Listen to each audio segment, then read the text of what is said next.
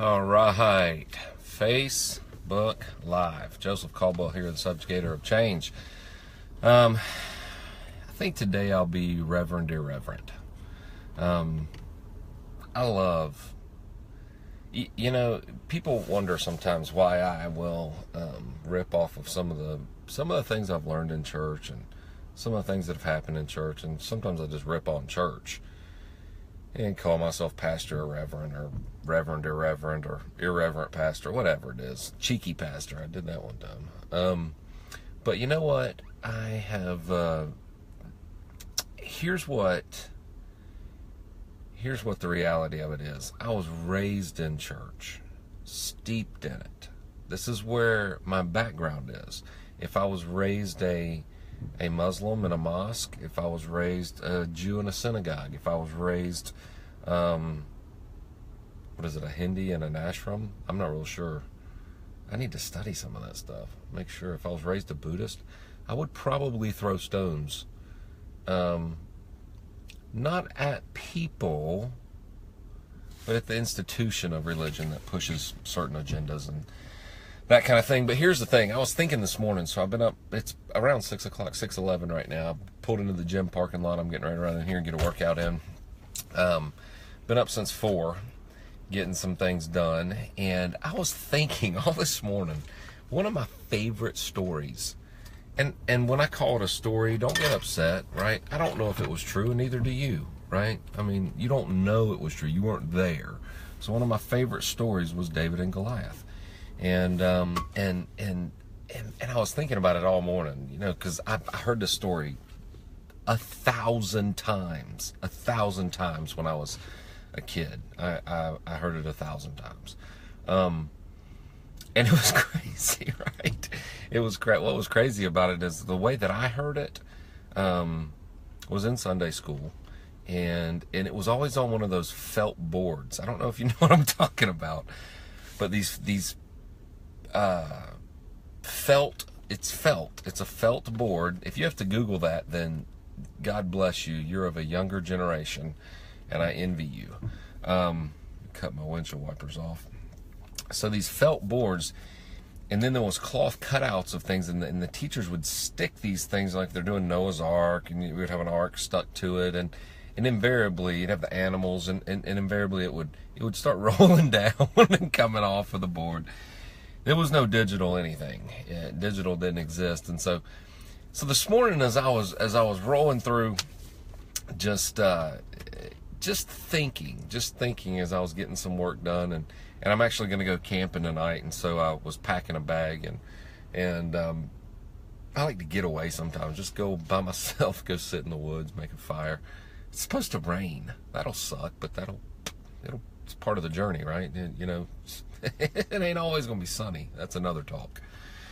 So, I'm thinking about David and Goliath, and I know a lot of you have heard this story, and you know the story, right? So David, the Israelites and the Philistines are at war, and they finally came to a place where they're on both sides of a valley. They're holed in the mountain, and Jesse has 9 sons. I think David was the 9th one, something like that. He was 8 or 9. Forgive me if I don't get all the details. But all the sons were at war. That's got to be hard on a family economy when all the sons are at war. So you can't afford to do that for very long.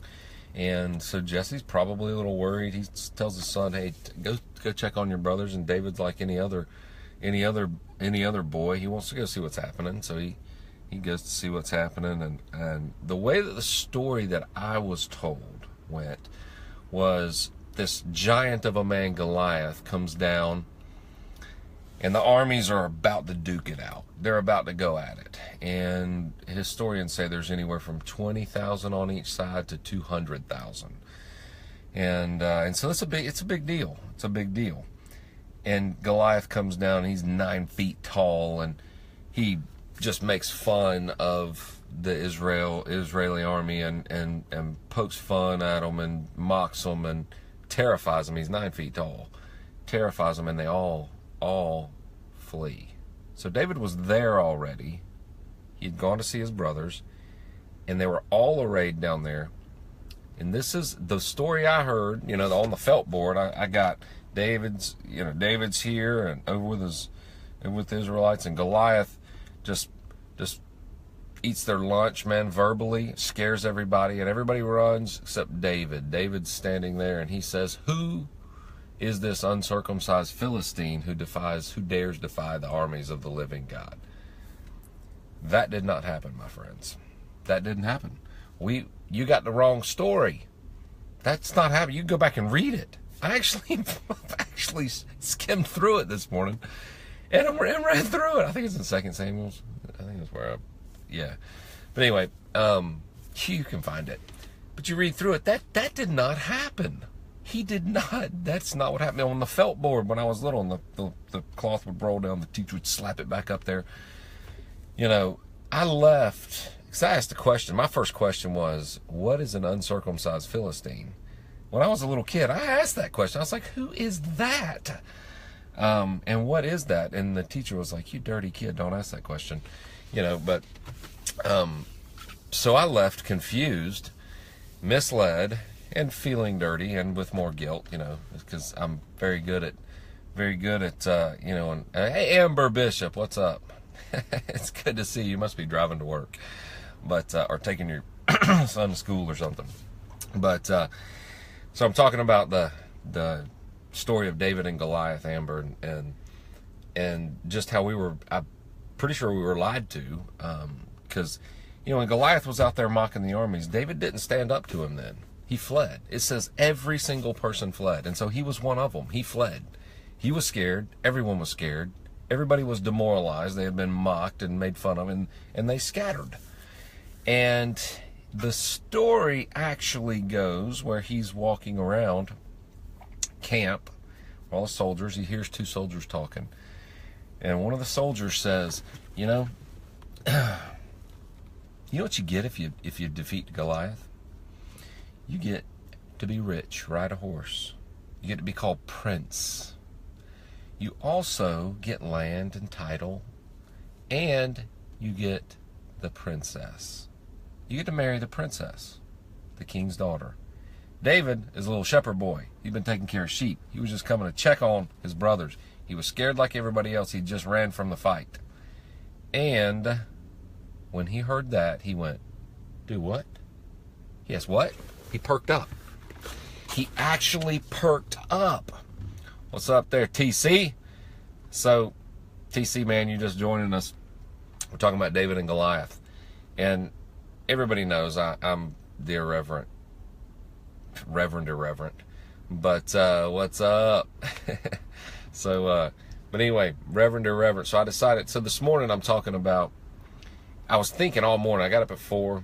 That's when I got out of bed. I was up about 3:30 for some reason, but I tried to lay there. It never worked, so I went and got up. 4 o'clock, and I was thinking all morning about David and Goliath. And so this is it's a fascinating story. But we were lied to as kids. I was raised in the church. I mean, so I heard this story 1,000 times, and I heard the Philistines and the Israelites and Goliath is making fun of them and demoralizing them, and David stands up to him, and he doesn't it doesn't happen that way if you read the story. It's freaking unbelievable, because David was there, and because he was checking on his brother, so he was all down there with the army, and everyone ran when Goliath, so he was a chicken just like everybody else. And then it wasn't until he heard some soldiers talking. He overheard some soldiers talking about the reward for facing Goliath and beating Goliath. And the reward was you get to be a prince. You get land. So you get title and lands, riches. You get to ride a horse. He's like, what's it like to ride a horse? I'm a poor shepherd boy. I'm taking care of sheep. I'm the least of the least, right? And so when he gets that news, then here's the kicker. He hears him say, and you get to marry the princess. When he hears that, he goes, what? So they tell him again. And that is where he goes, who is this uncircumcised Philistine that dares defy the armies of the living God? It wasn't until he heard about the reward. It wasn't until he got a vision that was beyond him. See, David's like everybody else. He is like everybody else. He wants to do something with his life. He wants to do something. And I don't know whether that story is true or not, because you can go through any religion and any society, and there's a David and Goliath story. It may be the tailor's son, it may be the Pied Piper, it may be the whatever it is. The baker's son, the baker's daughter. These are stories throughout all history and other countries where the little faces insurmountable odds, right? But there's always a reward. And so David didn't perk up, and then he asks again. Well, his brother comes around, and his brother, these soldiers are treating him like he is somebody when he says that. They're treating him like he is somebody because they don't know that he just got finished taking care of sheep and he was just there to visit his brother. So the soldiers are treating him like he is somebody, and his brother shows up and says, just pokes fun at him. Says, who's taking care of the sheep? Isn't it time for you to get back to the sheep? And so there's always going to be somebody that is going to look at what you want to do. So he stood up and said, who is this uncircumcised? Now, when I was a little boy and I asked about uncircumcised Philistine, what's uncircumcised? I did not. I left feeling ashamed of myself because they wouldn't tell me. I felt dirty. Man, church will give you a heaping pile of guilt. I still carry it around. I haul around my church guilt. I've tried for years to get rid of it. But so here's the thing. He stood up and said, who is it? Who dares defy the armies of the living God? He was angry, or acted angry, when he found out what the vision was. The vision was get to marry the princess. I get to ride a horse. I get to be rich. I get land and titles. I get to be a prince. And so when he found that out, that's when he decided to go, hey, now it's worth facing this cat. Hey, this is serious business here. He got a vision. And see, here's the thing. I don't know whether this story is true or not, but it is true in the sense that every single person, David's career didn't get started until he got his Goliath. And every single person, your career's not going to start until you face your Goliath. I don't know what your Goliath is. Your Goliath could be cancer, it could be divorce, it could be bankruptcy, it could be a horrific self-esteem. You could have been molested as a kid, as an adult.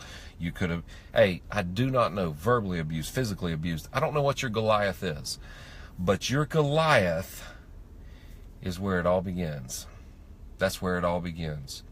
But see, David ran from his Goliath to begin with, because he didn't know it was his Goliath until he got a vision. Until you get a dream, until you get a vision for where you're going. And I'm not just talking about a pipe dream, till you know exactly what, I get to marry the princess. I get to ride a horse. I never had a horse. I'm going to get to ride a horse. I get to have land and titles, money, and I'm a prince. I'm interested. I'm interested now. Because see, in between you and your Goliath, that's not where your vision is. Your vision falls on the other side of your Goliath. And that's what allows you to fight and face your Goliath, is because you're looking at your vision on the other side. That's what David got. Then his brother showed up to poke fun at him. His brother showed up to poke fun at him. And when his brother was messing with him, he ignored his brother and turned around and he said, tell me again, what is it? What's the reward? I got to hear it a third time. Isn't that fascinating? He kept the vision in front of him and what he was doing, why he was doing it. And then, man, I wish I could tear people's heads open and get them to understand. Every single person, David's career didn't begin until he got Goliath. And that was the turning point for his entire career. That was the turning point. Doesn't mean that he wasn't being prepared when he faced the bear and he faced the lion. Doesn't mean that he wasn't being prepared when he was the shepherd, when he was tending sheep, when he was grinding it out and nobody saw. But once he ground it out and nobody saw, his Goliath showed up. It's always going to show up. It's always going to show up in the form of a lawsuit. Hey, may show up in the form of a lawsuit, may show up in the form of marital issues, may show up in the form of single. You think you're supposed to be single forever. That's your Goliath. Maybe you are, but if your vision was to have a mate, have a life partner, have somebody that was in it with you, if that was your vision, then that's your Goliath. You can put your vision on the other side of your Goliath and face your Goliath. What's keeping you from it, right? Oh, everybody has them. But that's where the fun begins. Fun as in the journey. It's not easy. It certainly wasn't easy for David to waltz back down after he ran. He ran from his Goliath to begin with. Read the story. We've been lied to. Read the story. So he waltzes back down there, calls Goliath out. You know, he picked 5 stones. 5 stones. He was good with a slingshot. He picked 5 stones. You know, it's interesting. I've studied that now and really thought about that. He didn't pick 5 because he thought he was going to miss 4 times. He picked 5 because Goliath had 4 brothers. He wasn't stopping. Nothing was going to keep him. Nothing was going to keep him from his dream. Nothing was going to keep him from the princess. And I hate, some people will read that story. If they really read it and they understand, they'll think, well, it wasn't altruism. No, it never starts as altruism. It's not altruistic. It's not. That's how we're geared. We're geared to want to do something great, be something great, obtain something great. That's how we're geared. Man, with the first responders that we work with across the country, I hate to tell you, but I started because I wanted to feed my family. And it's moved into much, much more. It's moved into much, much more. What'd TC say? Let's see here. Another cool thing was he already told God, chosen to be king if there's nobody or nothing. It's a fact, man. Nobody can stop you if you know what your purpose is. That's it. Nobody can stop you. That's a great point, TC, man. I appreciate you. And looking forward to working with you. I added you to Voxer, by the way. I hope you saw that. I hadn't checked it this morning yet. I was getting some other stuff done, but anyway, man, that's my Facebook Live of today is David and Goliath. David and Goliath. So that's a very, very fascinating story. So to recap, we were lied to as kids.